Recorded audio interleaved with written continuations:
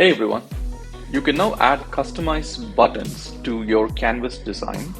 Buttons are non-data content navigation controls that allow the author to design the canvas and provide an app-like experience for your consumer user on the workbook. Buttons can be of different styles. Now, here's an example of a button that is displayed as a URL hyperlink for the consumer user. These are the solid style buttons. And when I click on HCM Portal as example, this is now sending me to the URL that is configured as part of the actions framework. Now let's go into the edit mode of the workbook and look at the authoring experience for adding buttons to your canvas. In the Wiz panel under dashboard controls, there is a new Wiz type called button bar. Let's add a button bar to our canvas. And by default, a button is added to a button bar. A button bar is a container of many buttons. And to add additional buttons to the button bar, go to the Controls tab and click on the plus icon to add additional buttons. And each of the button has a set of properties. You can start by defining some of the high-level properties like the style. So we have 4 different styles that can be applied to the buttons, and any style that you apply at the general setting is applied to all the styles in the button bar, but you can choose to override some of these properties at the individual button bar level. For example, I can have a mix and match of styles within a button bar for my different button styles. There are also alignment properties and other cosmetic properties that we have added. One of the other important properties that we've added is also this notion of adding a graphic or an image to your button.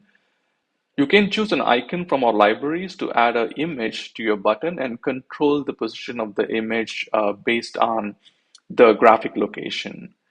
The height and width of the button can also be customized from the default. So the default height is 27 pixels and width is set to 78 pixels. Of course, you can provide your own custom values.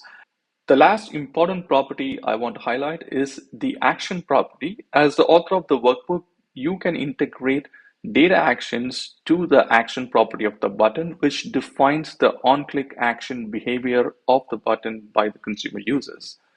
Now, to integrate a data action, because buttons are non-data context, we have added a new property that allows the author to define if the action is specific to a data or a non-data context.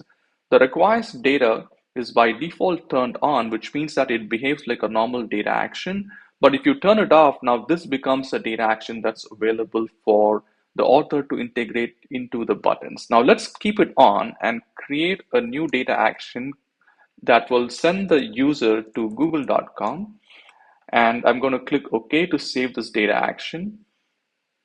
Now, when you open up the action property, the Google data action is not available to integrate to the button. That's because the requires data property has been set to on. Now let's open up the data action dialog, expand on Google data action, turn off the requires data property, click OK to save.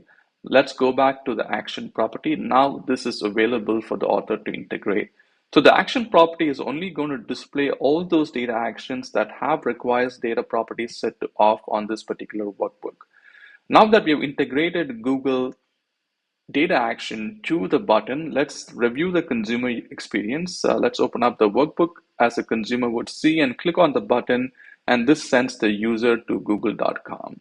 Adding buttons to your canvas provides an app-like experience for your consumer users on the workbook and increases the overall navigational experience for your end users. Thanks for watching this video.